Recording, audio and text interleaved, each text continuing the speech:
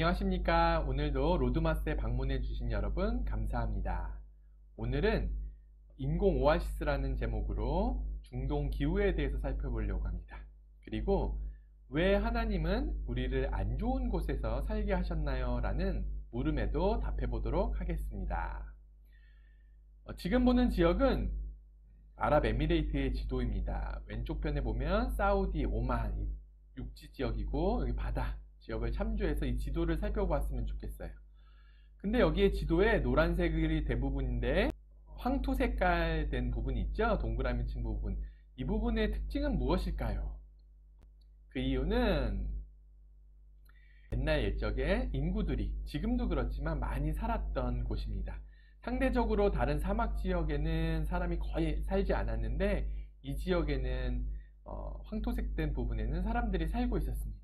그 이유를 보면은 특징이 있죠. 바닷가 근처 혹은 가운데 보면 나무들이 있는데 이것은 오아시스를 의미하는 겁니다.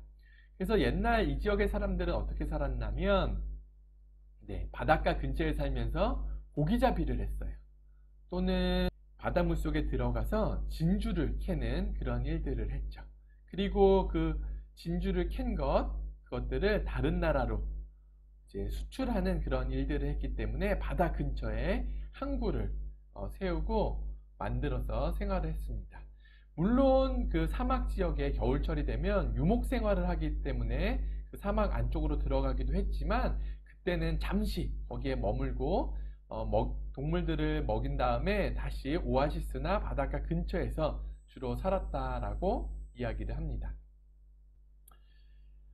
우리가 살고 있는 이 지역을 사막 기후를 가지고 있는 지역이라고 해요. 사막 기후는 뭐냐면 연 강수량, 1년에 비가 오는 그런 총량이 250mm 이하, 그리고 증발량보다 강수량이 더 많은 건조한 기후 지역을 사막 기후라고 합니다. 중동 지역에 살면 어떻습니까? 어제도 오늘도 덥고 또 내일도 더워요. 계속 맑음 이렇게 기상예보에서 발표를 합니다. 7월 5일자를 보면 39도까지 올라간다라고 이야기를 하는데 여기 보면은 리얼 필 체감 온도는 46도, 그리고 그늘에 있어도 45도 정도 느낄 정도로 아주 무덥다라고 이야기를 하고 있습니다. 여기 또 보면 indoor humidity라고 해서 66% dangerously humid하다라고 이야기를 하고 있어요. 그래서 날씨도 더운데 되게 습하다라는 것을 우리가 알 수 있죠. 근데 아까 얘기했을 때 사막 기후는 어떻습니까? 비가 250mm보다 더 적게 오고 건조한 지역이다라고 이야기를 했어요. 그럼 여기 한번 살펴보면은 작년에 두바이에서 1년 동안 온 비의 양이에요. 비의 양을 살펴보면 1월 달에 18mm, 2월 달에 25mm 쭉 합치면 한 94mm여서 100mm가 안 되죠. 그래서 사막 기후 조건에 맞아요. 근데 우리가 살고 있는 지역은 어때요? 여름에도 불구하고 이렇게 밖에 갑자기 나가다 보면 안경에 김이 서리기도 하고 에어컨이 튼 내부에 있는 창문을 보면은 서리가 이렇게 낄 때가 있습니다. 왜 그렇죠? 사막 기후 하면 건조하다라고 했는데 여러분 이럴 때는 어떻게 해야 돼요? 팩트를 잘 체크하는 것이 중요해요. 그래서 살펴보면은 여기 UAE의 National Center of Meteorology, Seismology라는 그러한 기상청, 지진에 관련된 그런 센터인데 여기서 발표한 걸로 보면은 평균 습도가 50도가 훨씬 넘어요. 50도, 60도가 되는 높은 습도를 보이고 있죠. 그렇다면 뭐예요? 우리가 있는 지역이 사막 기후가 아닌가? 라는 그런 생각을 할 수 있죠. 보통 중동 지역 전체를 보면 비가 조금 오고 건조한 지역이에요. 근데 우리가 살고 있는 아랍에미레이트 바닷가, 그리고 카타르 도하도 바닷가, 이런 지역은 바닷가 근처에 있기 때문에 습도가 높은 특별한 지역입니다. 그러니까 사막 기후에 있는 지역에서도 특별하게 우리가 살고 있는 이 지역만 습도가 높다라고 이해하면 좋겠습니다. 다른 중동 지역의 사막 기후인 곳을 여행을 하다 보면은 예를 들어 이집트이죠. 여름에 그늘만 가기만 해도 아주 서늘하고 좋습니다. 거기는 또 습도가 낮죠. 네, 그런 걸 참조해서 우리가 살고 있는 지역은 사막 기후이지만 특별하게 바닷가 근처여서 습도가 높다라고 이해하면 좋겠습니다.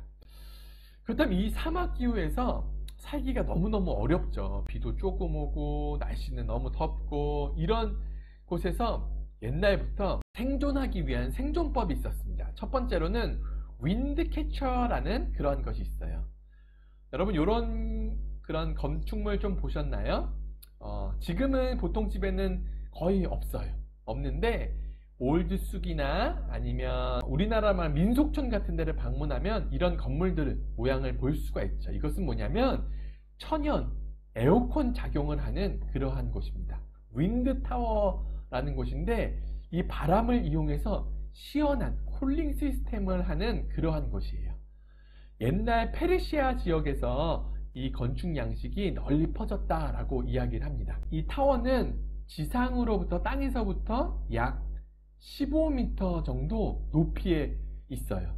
그 15m 정도에 보면은 바람의 속도가 가장 빠르고 우리 사막 지역에서는 간혹가다 모래바람이 불잖아요. 근데 지상에서 좀 위에 떨어져 있으면 모래가 덜 낀 깨끗한 공기가 막 불어온다라고 이야기를 합니다.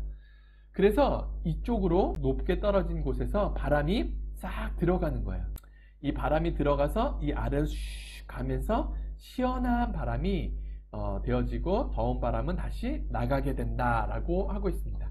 근데 여기 보면 X자가 돼 있죠. 이것은 왜 그러냐면 계절마다 바람 부는 곳이 다르기 때문에 한쪽으로는 바람이 딱 막혀서 잘 들어올 수 있도록 이렇게 했다라고 합니다. 다른 그 내부보다 이 지역 아래에 있으면 시원한 바람이 위에서 내려오는 것을 느낄 수 있었습니다. 그래서 이런 거를 지으면서 이 더운 지역에서 생존했었어요. 또 생존 방법이 있는데 그것은 뭐냐면 집에 창문이 있는데 유달리 창문이 작아요. 왜냐하면 햇빛이 많이 들어오면 더우니까 창문을 좁게 만들었다라고 이야기를 합니다. 그리고 또 건축을 할 때 집과 집 사이에, 건물과 건물 사이를 좁고 높게 지었다라고 합니다. 그래서 이 중간 사이에 길이 있는데 이 길에 그림자가 생겨서, 그리고 또 옆에 있는 집과 그림자가 지기 때문에 덜 덥게 만들었다라고 이야기를 합니다. 그 옆에 있는 사진을 보면은 이렇게 보면 그렇게 해서 지붕을 만들어서 그늘로 뜨거운 태양빛을 피하는 그러한 지혜를 발휘하면서 살아갔다라고 합니다. 그리고 또 한 가지 더 소개할 것은 뭐냐면 우리 아랍 지역에 살고 있는 사람들의 전통 의상 있죠.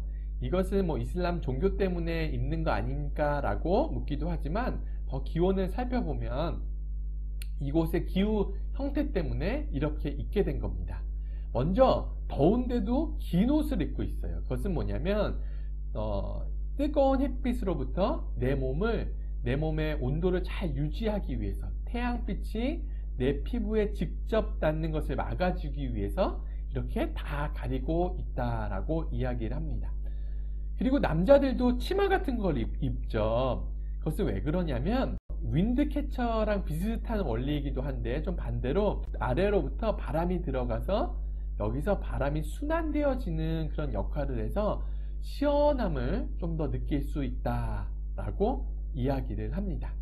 그리고 또한 보면은 이 남자 옷 입은 거 있죠. 이 빨간 천으로 머리에 두르고 이렇게 했는데 모자 같은 역할을 하기도 하고, 이 목과 이 빨간 천 사이에 보면은 이 공간들이 있어요. 이 공간에도 바람이 쓱 지나가면서 순환하면서 조금 더 시원하게 만들어 주었다라고 이야기를 합니다. 그리고 아까 이 옷들로 인해서 햇볕으로부터 보호해 준다라고 이야기했죠. 근데 간혹 이런 질문을 해요. 남자들 의상은 흰색이어서 흰색은 태양빛을 잘 반사하는 것은 알겠는데 여성들의 옷은 검은 옷이어서 그러면 검은 옷은 태양빛을 더욱더 잘 모으는 역할을 해서 더 더운 거 아니에요? 라는 그러한 질문을 하기도 합니다. 검은색이 그 빛을 모으는, 빛을 이렇게 끌어당기는 그런 역할들을 하지만 자외선을 차단해서 그 더운 거 있죠. 히트, 열기로부터는 보호를 해준다라고 이야기를 합니다. 그렇기 때문에 그 뜨거운 자외선을 침투하는 것을 방지해주고 빛, 라이트를 끌어당기긴 하지만 열을 끌어당기지는 않는 그 검은색의 역할, 그런 것이 있다라고 합니다. 그래서 이들이 입었던 옷을 살펴보면 이 옷들을 통해서 이 더운 사막에서 잘 살 수 있었던 비결 중에 하나구나 라는 것을 우리가 알 수 있습니다. 전통 로컬 그런 시장 같은 운영 시간인데, 여기 보면은 아침 9시에 문을 열었다가 낮 1시에 문을 닫아요. 그리고 잠시 쉬었다가 4시 반부터 열었다가 10시에 완전히 문을 닫는다라고 이야기를 하고 있어요. 그래서 1시부터 4시 반까지는 잠시 휴식 시간을 갖습니다. 이러한 곳을 여러분이 가끔 종종 발견할 수도 있는데, 이것은 뭐냐면 예전에 이 중동 지역의 사막 기후에 살던 사람들이 낮에는 너무 덥고 힘들기 때문에 문을 닫고 쉬었었죠. 그리고 해가 지고 나서 다시 영업을 했었던 그러한 삶의 패턴 때문에 이렇게 살았다고 합니다. 이렇게 해서 사막 기후에 여러 가지 방법을 통해서 생존하면서 살았습니다. 자, 이렇게 사람들이 살기 힘든 지역, 이 중동 지역에서는 특별히 사람들에게 꼭 필요한 물을 얻기가 어려운데 그것을 위한 다툼도 많이 하고 있다라고 이야기를 합니다. 지금 이 지도는 4대 문명 중에 하나인 메소포타미아 지역에 흐르는 티그리스와 유프라테스 강들을 보이고 있죠. 이 강들은 저 위에 터키와 시리아에서부터 쭉 아래로 이라크를 거쳐서 이 쿠웨이트 있는 쪽으로 흘러내려갑니다. 근데 이 터키 위에서 댐을 딱 건설을 해가지고는 이 터키서부터 물이 쭉쭉쭉쭉 흘러가야 되는데, 이 이라크 지역에는 터키에 지었던 댐으로 인해서 이제는 더 적은 양의 물들만 흘러내려가게 돼서 지금 이렇게 물이 가문 것을 볼 수가 있습니다. 그래서 이라크에서는 터키에게 막 얘기해요. 야, 너희들이 있는 그 댐들 물 너희들만 쓸 거냐, 빨리 우리한테 흘려 보내줘라 라고 하면서 나라와 나라 사이에 이제 물 가지고 다툼을 하기도 합니다. 오른쪽에 있는 지도는 이스라엘과 요르단의 지도입니다. 보면은 요 레바논 지역 쪽에 위에 헐몬산이라는 게 있어요. 거기 위에는 정상에는 만년설, 1년 내내 녹지 않는 눈들이 있는데 그 눈들이 조금씩 녹아서 물들이 흘러서 이 갈릴리 호수를 지나 쭉 요단강을 거쳐 사해까지 흐릅니다. 그런데 이스라엘에서 이 갈릴리 지역에 워터 파이프를 쭉 만들어서 쭉 이 물들이 이 파이프를 타고 와서 이 텔아비브라는 수도를 지나서 이스라엘 전역 지역에 물들을 공급하는 것을 볼 수가 있어요. 그래서 이 요르단에서도 요단강을 막 보면 요단강에서도 물들이 예전 같지 않게 적은 양들만 흐르는 것을 볼 수가 있습니다. 그래서 이 요르단에서도 이스라엘에게 야, 너희들만 물 쓰지 말고 우리도 물 쓸 수 있도록 좀 남겨줘라 라고 해서 계속해서 이러한 다툼들이 국가별로 막 일어나고 있습니다. 이 지도는 물 부족 국가 지도를 보여주고 있습니다. 여기에서 파란 지역은 물들이 그래도 어느 정도 풍부한 지역인데, 반면에 빨간색은 물이 부족한 지역이에요. 유독 빨간 지역인 곳이 보이죠. 예, 중동 아라비아 반도는 이렇게 물이 부족하다라고 이야기하고 있습니다. 그리고 이 지역은 유독 이렇게 보면 지구에 위도가 있는데, 같은 위도에 있는 나라들 중에서도 이 중동 지역 아라비아 반도는 유독 날씨도 덥고 물이 부족해요. 그 이유는 구름이 상대적으로 다른 지역보다 더 적어서 그 강렬한 햇볕이 땅에 많이 짙기 때문에 물도 증발도 많이 하고 날씨가 더 덥다라고 이야기를 합니다. 1930년대 두바이의 모습입니다. 그냥 이 모습을 보면 옛날에 뭐 다들 이렇지 않았나 라는 그런 생각을 할 수 있죠. 근데 이것은 뭐예요? 오늘날 2020년에 두바이의 모습입니다. 어떻게 달라졌어요? 척박한 사막 지역에서 지금은 사람들이 많이 모이고 오고 싶어하는 매력적인 도시로 바뀌었습니다. 그렇다면 어떻게 이 척박한 사막에서 사람들이 모이는, 오고 싶어하는 매력적인 도시로 만들었을까요? 첫 번째 살펴보면은 사람들이 사는데 꼭 필요한 것, 그것을 만들었어요. 그것은 뭐예요? 아까 말한 것처럼 물입니다. 이 지역이 물 부족한 국가인데, 그래서 했던 것이 뭐냐면 해수 담수화라는 겁니다.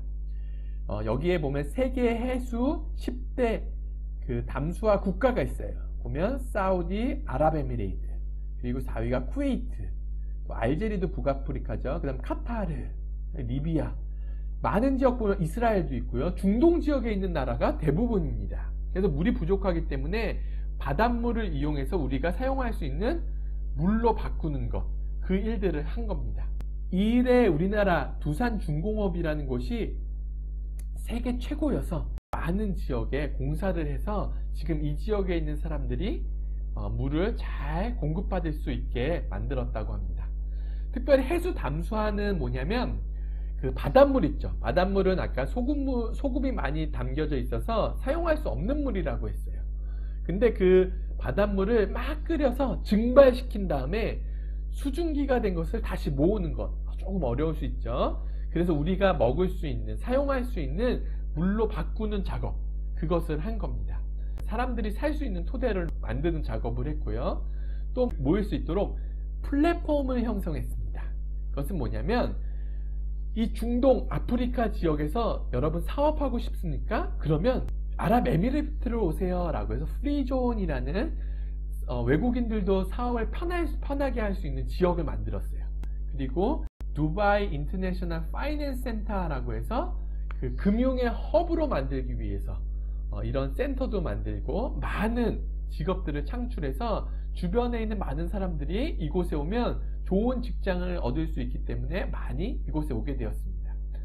그래서 경제 금융 허브로 만들었을 뿐만 아니라 또 뭐예요? 교통의 허브, 물류의 허브로 만들었습니다. 보면 항구들을 많이 만들어서 많은 지역들이 중동 아프리카에 물건을 수출하고 수입할 때 우리 항구를 이용해서 사용하세요 라고 해서 이런 거대한 물류센터들을 만들었습니다. 또 뭐냐면 교육의 허브, 미국의 유수의 좋은 대학교를 막 데려와서 아부다비에 뉴욕 대학도 있고 두바이에 여러 대학들이 있는데 그 대학들을 많이 만들어서 사람들이 여기서 공부할 수 있도록 이렇게 했고요. 여기가 이슬람을 믿는 지역이지만 그러나 외국 사람들 왔을 때 자신들이 믿고 있는 종교들을 편하게 믿으면서 신앙생활 하세요 라고 해서 종교부지라는 것을 만들어줬죠. 그래서 우리가 이런 종교부지에서 예배를 드리면서 살 수 있습니다. 또 이것을 여행하기 좋은 지역으로 만들었어요. 여행을 보통 가면은 역사적인 유물이 많거나 아니면 좀 잘 쉴 수 있는 바닷가, 좋은 휴양지로 우리가 보통 여행을 많이 가요. 근데 중동 지역을 보면은 사람들이 별로 거의 살지 않았기 때문에 역사적인 유물도 없었었고 그리고 좋은 휴양지도 없었습니다. 그랬는데 사람들이 이제 이곳을 이렇게 만들었죠. 그래서 지난 시간에도 살펴본 것처럼 세계에서 높은 빌딩, 그리고 인공섬, 또 사막의 스키장, 7성급 호텔 이런 것들도 만들었고요. 그리고 이건 두바이에 있는 여러 가지 빌딩들인데 이 도시에서 빌딩들을 짓도록 허가해 줄 때 이 디자인들을 신경 쓴다라고 이야기를 해요. 그래서 정말 유명한 건축가들이 멋진 건물들을 이 빌딩으로 지을 수 있도록, 그래서 건축 공부하는 친구들은 이 두바이에 와서 야 지금 유명한 건축가가 디자인한 저 빌딩을 보러 놀러 오기도 한다라고 합니다. 그런 볼거리들을 마련했고요. 또 뭡니까? 아부다비에 보면 이 페라리 월드 이런 테마파크를 많이 마련했습니다. 그래서 레고랜드, IMG 등 여러 테마파크로 인해서 놀러 올 수 있도록 하고, 그리고 아까 말한 역사적 유물은 없지만 그 유물을 빌려오는 루브르 박물관을 만들어서 유물들을 이곳에 빌려와서 사람들이 관람할 수 있도록 이런 것을 했고요. 그리고 또 큰 그랜드 모스크라는 것을 지어서 사람들이 와서 구경할 수 있도록 마련을 했습니다. 그리고 세계에서 가장 긴 집 라인은 이 높은 산 라스알카이마라는 지역에 만들었어요. 그래서 이 익스트림 스포츠를 좋아하는 사람에게 매력적으로 야 이 정도의 짚라인 한번 타봐야지 라는 것을 마련했습니다. 아까 말한 역사적인 유물은 없지만 이 종교적인 화합을 꿈꾸면서 아브라함의 하우스라는 그런 것을 지었어요. 아브라함의 집이라고 해서 유대인들이 예배를 드리는 시나고그, 그리고 이슬람들이 예배를 드리는 모스크, 기독교인들이 드리는 교회당, 그렇게 해서 세 종교의 예배를 드리는 장소를 한 곳에 모아서 아브라함의 집이라는 그러한 곳을 만들고 있습니다. 그래서 이것도 아마 많은 사람들의 관광지가 될 것 같습니다. 그리고 여기 하나 더 있죠. 네, 사막 투어. 그래서 이것을 보면은 작년에 세계 여러 도시들이 있는데 그 중에 두바이가 세계 4위를 했어요. 그랬던 것은 뭐예요? 석유라는 이런 돈들이 많은 것도 중요하지만 그 돈을 가지고 그 사람들이 살기 좋은, 사람들이 이렇게 많이 방문하는 곳으로 만들었습니다. 그래서 척박한 사막에서 매력적인 도시로, 이렇게 척박한 사막에서 인공적인 오아시스를 만들어서 이 오아시스에 사람들이 모이세요. 옛날에 오아시스에 모여서 사람들이 살 수 있었던 것처럼 여러분 이곳에 오면은, 아랍에미레이트에 오면 여러분의 꿈이 이루어질 수 있습니다 라는 그런 인공 오아시스를 만들고 사람들을 끌어모으는 그러한 일들을 했습니다. 자, 그러면 우리가 여기서 한번 생각해 보았으면 좋겠어요. 첫 번째는 뭐냐면 나만의 오아시스. 요즘 내가 관심 갖고 있는 것은 무엇인가요? 관심 갖는 그런 것이 무엇인지 여러분 한번 생각해 봐서 써주면 좋겠습니다. 두 번째로는 UAE를 황량한 사막에서 매력적인 도시로 만들었던 것처럼, 그것은 석유를 통해서 돈이 많아져서 할 수 있었지만 돈만 많다고 우리가 그렇게 매력적인 도시로 만들 수 있는 건 아닌 거죠. 돈을 잘 사용해야지만 그런 매력적인 도시로 만들 수 있습니다. 그런 것처럼 여러분이 모든 것을 내가 다 할 수 있어, 내가 충분한 돈도 있고 다 무엇인지 할 수 있다면 UAE를 매력적인 도시로 만든 것처럼 어떻게 나를 매력적인 사람으로 만들 수 있을까요? 어떻게 나를 매력적으로 사람으로 만들고 싶은지 그거에 대해서 우리 한번 생각해보고 여러분 적어주셨으면 좋겠습니다. 자, 그렇다면 우리가 한번 여기서 생각해볼 것이 있어요. 뭐냐면 왜 하나님은 우리를 나쁜 땅으로 가라고 하셨을까? 지금 지도에 보면 4대 문명지죠. 이곳에 강이 흐르고 있어서 사람들이 살기 편해서 사람들이 모여서 이곳에서부터 문명이 발전되었다라고 이야기했습니다. 중동 지역에 보면 두 군데 지역, 메소포타미아와 나일강 지역, 그 두 가지 문명지대가 있었다라고 이야기했습니다. 근데 아브라함이 옛날에 살던 지역은 우르라는 지역이에요. 우르라는 지역은 메소포타미아 지역, 유프라테스 강이 흐르는 그러한 살기 좋았던 곳이었습니다. 근데 이 살기 좋았던 곳에서 하나님이 아브라함으로, 아니 거기서 나와서 약속의 땅 가나안 지역으로 와라 라고 이야기를 했죠.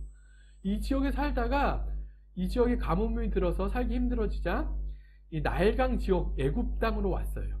근데 하나님이 또 이 애굽 땅에서 야, 거기서 계속 살지 말고 내가 예비한 약속의 땅으로 와라 라고 이야기를 했습니다. 도대체 하나님은 더 좋은 땅, 살기 좋은 땅이 있는데 왜 이스라엘 백성들을 그 땅으로 보내셨을까요? 신명기 11장에 보면은 우리 애굽 땅과 약속의 땅에 대해서 이야기해 준 것이 있습니다. 제가 한번 읽어볼게요. 또 여호와께서 너희의 조상들에게 맹세하여 그들과 그들의 후손에게 주리라 하신 땅, 곧 젖과 꿀이 흐르는 땅에서 너희의 날이 장구하리라. 내가 들어가 차지하려는 땅은 내가 나온 애굽 땅과 같지 아니하니 거기에서는 너희가 파종한 후에 발로 물대기를 채소밭의 뱀과 같이 하였거니와 너희가 건너가서 차지할 땅은 산과 골짜기가 있어서 하늘에서 내리는 비를 흡수하는 땅이요 내 하나님 여호와께서 돌아보시는 땅이라. 연초부터 연말까지 내 하나님 여호와의 눈이 항상 그 위에 있느니라. 내가 오늘 너희에게 명하는 내 명령을 너희가 만일 청종하고 너희 하나님의 여호와를 사랑하여 마음을 다하고 뜻을 다하여 섬기면 여호와께서 너희의 땅에 이른 비 늦은 비를 적당한 때에 내리시리니 너희가 곡식과 포도주와 기름을 얻을 것이요 라는 말씀이 있습니다. 좀 복잡할 수도 있는데 간단하게 정리하면 이런 거예요. 애굽 땅과 가나안 땅이 있는데 그 땅의 모습을 그냥 외형적으로만 보면은 둘 다 풍요로운 땅, 젖과 꿀이 흐르는 땅, 열매가 가득해서 사람 살기 좋은 땅이다라고 우리가 볼 수 있습니다. 거기서 사람들이 살아가는 생존 방법은 동일하게 농사를 짓는 거였어요. 근데 농사를 짓는 방법이 달랐습니다.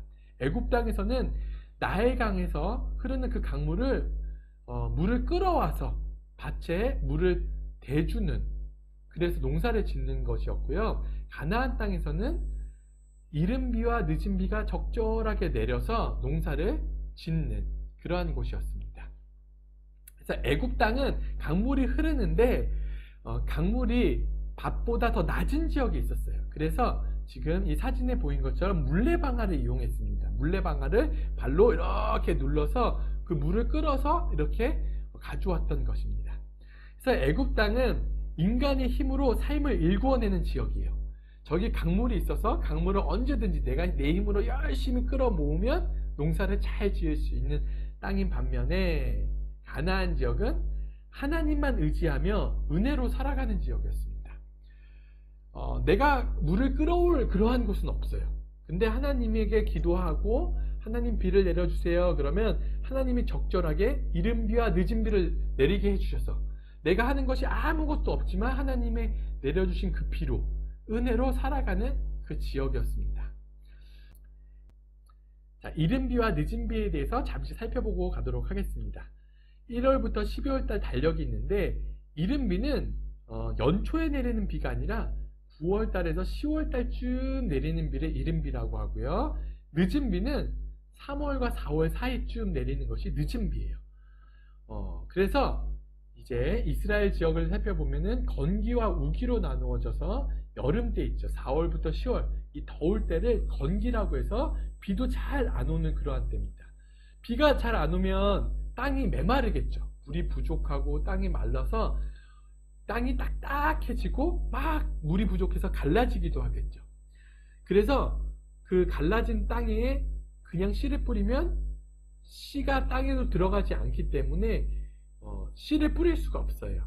그래서 이때 9월 말 때쯤 이른 비가 내려져서 메말라서 척척 갈라졌던 그러한 땅이 비로 인해서 촉촉해지면 그때 씨를 뿌려야지 씨가 땅속에 잘 심겨져서 농사를 할 수 있다라고 합니다.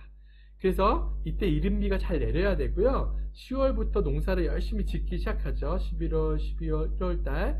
그리고 이제 수확을 거둘 때쯤 3월달 때쯤 되면은 비가 또 풍성하게 내려줘야 열매가 더욱더 많아진다라고 이야기를 합니다. 3월부터 4월 사이에 이 늦은 비가 적절하게 내려줘야 풍년을 맞이할 수 있는 겁니다. 그래서 이른 비와 늦은 비가 적절하게 내려져야지 이스라엘 땅은 젖과 꿀이 흐르는 풍성한 지역이 될 수 있어요. 그렇다면 여러분은 어떠한 지역에 살기 원하십니까? 그냥 우리가 단순하게 생각하면 그래 하나님의 은혜로 하나님과 동행하면서 살아가는 그 지역이 좋겠지라고 단순히 생각할 수 있을 것 같아요. 그러나 보통 인간들은 우리의 힘으로 살아가는 그런 땅에서 살기 원하고 그런 방법으로 살아갑니다. 그것은 우리가 성경을 보면은 잘 알 수가 있어요. 성경에 보면 어떻습니까? 이스라엘 백성들이 하나님의 애굽 땅에서 살지 말고 나와라 라고 했습니다. 근데 나와서 사니까 이스라엘 백성들이 아론에게 요청한 것이 있어요. 우리를 구원해주고 우리를 잘 이끌어내는 그 하나님이 어디 있느냐, 눈에 보이지 않으니까 우리가 금송아지를 만들어서 그것을 우상숭배하겠다라고 이야기를 합니다. 그래서 하나님 대신 눈에 보이는 내 앞에 놓인 우상을 숭배해요. 또 어떤 일이 있었냐면 나중에 이스라엘 나라를 만들었어요. 그리고 나서 하나님이 나만 의지하면서 살아라라고 했는데 이스라엘이 다른 나라 지역들을 바라보면서 다른 나라 지역이 옆에 있는 나라 우리 지역보다 더 힘이 세면 어떡하지? 라고 해서 우리나라 군대를 조직하고 군인들이 얼마나 많은지 군인들의 사람의 숫자를 막 센 거예요. 그래서 우리나라가 다른 나라보다 군인이 더 많고 좋은 무기가 많으면 우리가 더 강해 라고 생각을 했고요. 그렇지 않은 나라를 봤을 때 저 나라가 쳐들어오면 어떡하지? 라고 걱정을 군대 수를 세면서 했다라고 합니다.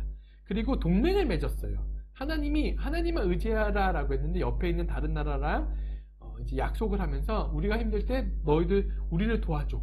그리고 너희가 힘들면 우리가 도와줄게라고 하면서 하나님을 의지하는 것 대신 다른 나라, 군대, 금송아지를 숭배하는 것들을 했습니다. 그래서 에레미야 선지자를 통해서 주님이 이스라엘 백성들에게 이야기했어요. 내 백성이 두 가지 악을 행하였나니 곧 그들이 생수의 근원되는 나를 버린 것과 스스로 웅덩이를 판 것인데 그것은 물을 가두지 못할 터진 웅덩이라 라고 이야기했습니다. 무엇이냐면 사람들이 꼭 필요한 물이 있죠. 물이 너무너무 중요하다고 그랬죠. 그래서 사람들이 땅을 열심히 판 거예요. 웅덩이를 만들어서 거기다 물을 막 끌고 와서 물을 잘 저장을 했습니다.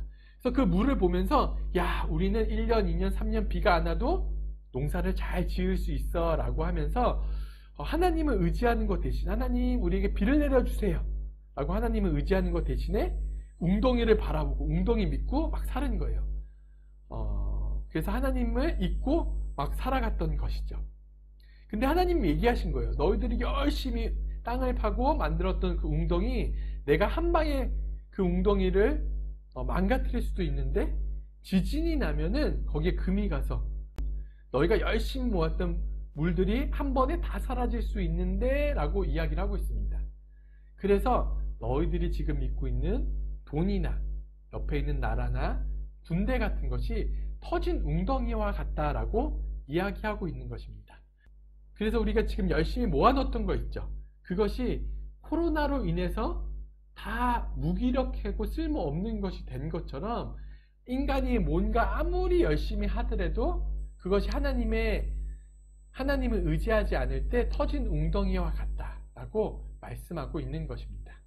창세기 13장에 보면 아브라함과 롯이 땅을 선택하는 장면이 나옵니다. 그것은 뭐냐면 아브라함과 롯이 한 지역에 살다가 양들이 되게 많아졌어요. 많아져가지고는 이제 아브라함의 종들과 롯의 종들이 막 서로 싸웁니다.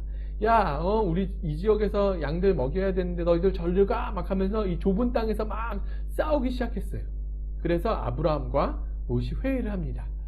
야, 이렇게 좁은 땅에서 싸우면 안 되니까 우리 좀 나누어서 다른 지역으로 우리 흩어져서 삽시다 라고 해서 삼촌 아브라함이 조카 롯에게 얘기해요. 너가 먼저 땅을 골라라. 가고 싶은 땅 골라라 라고 했더니 롯이 이 두 지역 중에 야, 저 지역은 오른쪽에 있는 지역은 저 사막 황폐한 지역이고 왼쪽에는 잔디밭도 많고 푸르르네. 야, 푸르른 저 잔디 많은 곳은 양들 먹일 잔디도 많아서 풀도 많아서 저 지역이 좋겠구나. 그럼 삼촌 제가 저 지역에서 살겠습니다 라고 해서 먼저 택했어요. 그래서 아브라함은 그래 그럼 너가 좋은 땅에 가고 나는 다른 지역에 갈게 라고 해서 이렇게 두 지역으로 나누어서 살게 되었습니다. 그렇다면 누가 보더라도 롯은 야, 살기 좋은 곳에서 살았기 때문에 잘 살았겠구나 라는 생각을 하겠죠. 그리고 아브라함은 상대적으로 힘들었겠구나, 가난한 삶을 살지 않았을까 라는 그러한 생각을 했습니다. 근데 시간이 지나고 나고 보니까 살기 좋은 지역인데 그 지역에서 인간이 욕심들을 부리면서 더 많은 죄악들, 그 죄악들을 행해서 오늘날 같은 코로나 같은 엄청난 재앙을 하나님께서 내리셔서 이 지역이 있는 사람들이 다 망하게 되었습니다. 그러나 하나님만 의지하면서 살았던 아브라함은 살기 안 좋아졌던 그 지역도 뭐예요? 그 지역도 살기 좋은 땅, 그 땅으로 만들었어요. 그래서 사람들이 야, 저기 살기 안 좋은 땅인데 아브라함 봐봐, 너무너무 잘 살고 있잖아. 야, 저 지역도 살기 좋은 땅인가 보다 라고 착각할 정도로 잘 살았던 거죠. 그 비결은 무엇입니까? 그 비결은 하나님과 동행하는 삶을 사느냐 안 사느냐에 달려있는 거죠. 하나님과 멀어지는 삶을 살면은 아무리 좋은 땅이어도 그 지역에서 망할 수밖에 없는 지역이고, 아무리 힘든 지역이라도 그 지역에서 하나님과 동행하는 삶을 산다라면 그 아무리 황폐한 땅이어도 좋은 땅으로 우리가 만들 수 있다라는 것을 우리가 볼 수 있는 것입니다. 그러니까 우리는 우리가 살고 있는 환경들 있죠. 그 환경들을 탓하는 것이 아니라 내가 지금 하나님과 동행하고 있는가 아닌가를 살펴보는 것이 더 중요합니다. 그렇다면 우리 두 가지 질문에 대해서는 살펴보았고요. 그럼 다음 두 가지 질문에 대해서 우리가 좀 더 깊게 한번 살펴보았으면 좋겠어요. 지금 내가 하나님과 관계가 멀어지도록 불평하고 있는 것이 있습니까? 혹시 있다면 무엇입니까? 여러분 방학 때 중동에 남아있는 친구도 있고 한국에 간 친구도 있어요. 근데 한국에 가서도 2주간 격리하면서 내가 하고 싶은 것을 마음대로 못하는 그 2주를 보내야 돼요. 여러분이 있는 곳, 그곳이 어느 곳이에요? 혹시 내가 있는 곳에서 하나님 관계가 멀어지도록 불평하고 있는 것이 있나요? 한번 무엇인지 살펴보았으면 좋겠어요. 그것이 무엇인지 알아야 내가 그것을 잘 제거할 수 있거든요. 그래서 그것이 무엇이 있는지 먼저 내 마음을 살펴보고 있다면 그것이 무엇인지 해봤으면 좋겠고요. 또 하나는 이번 여름방학을 즐겁고 유익하게 보내기 위해서 구체적으로 할 수 있는 것은 무엇이 있을까요? 내가 지금 나에게 주어져 있는 환경, 시간들이 있는데 이 시간들을 하나님과 동행하면서 어떻게 즐겁고 유익한 시간을 보낼 수 있는지 구체적으로 무엇을 할 수 있는지 생각해보고 한 주 동안 한번 실천해보는 그런 여러분이 되었으면 좋겠습니다. 그래서 4가지 한번 생각해보고 우리 댓글로 남겨주셨으면 좋겠습니다. 자, 오늘 마무리하면서 우리 한 가지 기억할 것은 내가 지금 처했던 상황이나 운명들, 그것을 다른 사람을 원망하거나 비난하는 것이 아니라 내 운명이 왜 이런가 라고 탓하는 것이 아니라 내가 지금 하나님과 동행하고 있는가 아닌가 그것을 살펴보고 지금 이 상황 가운데서 하나님이 나에게 원하시는 그 뜻을 잘 분별하는 우리 로드마스터 친구들 되기를 바랍니다. 그럼 우리 다음 시간에 만나요.